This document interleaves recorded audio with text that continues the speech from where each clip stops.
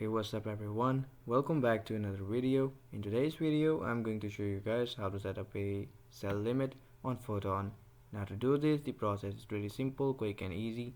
Just follow the steps I'll show you guys in this video. Here as an example, I have selected this coin, and on the right side, you can see these buy and sell options. We'll head over to sell, and here we will go and select auto sell option right above, and below you can see two options, stop loss and take profit. To set these limit orders, we have three options each available. For example, here the first one here is market cap drop by percentage. Type in the percentage and sell amount.